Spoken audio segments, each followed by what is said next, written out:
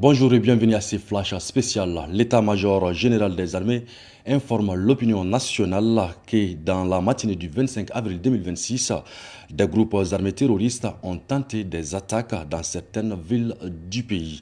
Ils ont immédiatement essuyé de violents revers grâce au professionnalisme et à l'engagement des femmes. Plusieurs terroristes ont été neutralisés et des équipements détruits. Les opérations de ratissage continuent. La situation est sous contrôle. L'état-major général des armées appelle les populations à garder leur calme et à faire preuve de discernement en ne relayé aucune vidéo ou message de propagande visant à alimenter l'inquiétude générale. Dans ce contexte, il est impératif de se référer exclusivement aux canaux officiels pour obtenir des informations fiables. Ici, les FAMA ont encore frappé fort.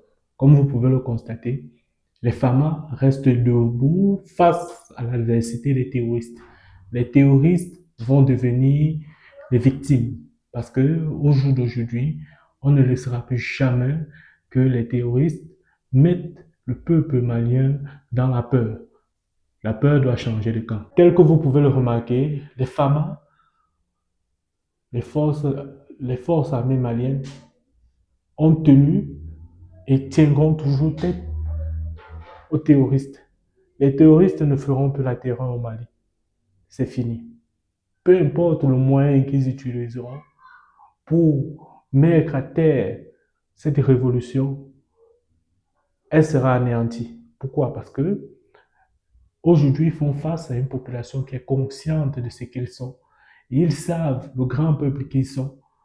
Le peuple résilient qui n'acceptera plus jamais qu'on les manipule et qu'on fasse d'eux des dindons de la farce. Aujourd'hui, le peuple malien est debout et ils ne laisseront plus jamais cela se faire. Le président Assimi Goïta, un homme très silencieux, mais qui impacte véritablement dans la lutte, pour ne pas dire dans la révolution qui s'établit au sein de l'AES.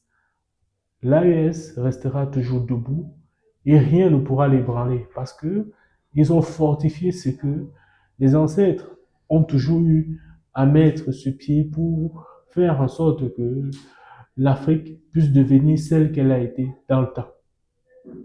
Aucune force, aucune manipulation ne pourra plus jamais l'ébranler. Aujourd'hui, peu importe ce qui va se passer, ceux-là qui font en sorte que le terrorisme continue à perdurer dans les territoires de l'AES, qu'ils se préparent parce que la guerre qui leur sera menée sera une guerre farouche et sans retenue. Parce que la peur doit changer de camp.